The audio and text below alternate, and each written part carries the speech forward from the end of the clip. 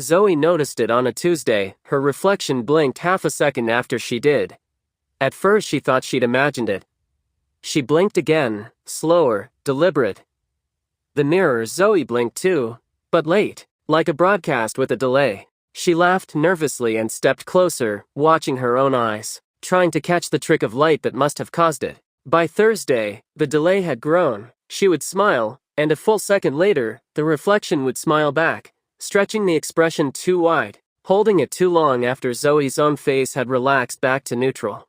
She started avoiding the bathroom mirror, brushing her teeth in the dark. It didn't stay contained to mirrors for long. She caught herself glancing at her phone's black screen and saw her reflection there too, dim and warped, mouthing words she hadn't spoken yet, words she would say, she realized with a chill, exactly 3 seconds later, as if the reflection had gotten ahead of her somehow, living just slightly in her future. She called her sister, Danica, who lived 2 towns over, and tried to explain without sounding insane.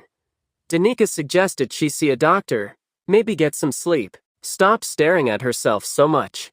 Zoe didn't argue. She just stopped looking at anything reflective at all, covered the bathroom mirror with a towel, turned her phone screen off the moment she wasn't using it, avoided the darkened windows of shops downtown. It didn't matter. On the 7th night, she woke unable to move, her body pinned by something she couldn't name, and found the hallway mirror had begun to glow faintly, like a television left on standby.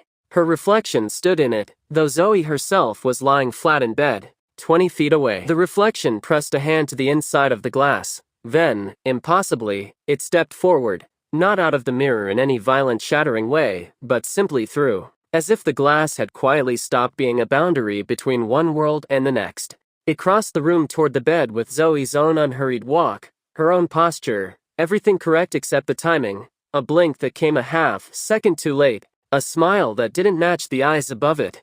It leaned down close enough that Zoe felt breath against her cheek, breath that shouldn't have existed at all. "My turn," it whispered, in Zoe's own voice, soft and almost kind. Zoe tried to scream and found she had no voice left to use. It seemed to have already been taken. The reflection straightened, looked down at her with something like pity, and lay down in the space beside her, not beside her, exactly, but into her, folding down like paper collapsing into itself, until there was only one room left in the bed, breathing evenly, blinking at the correct time.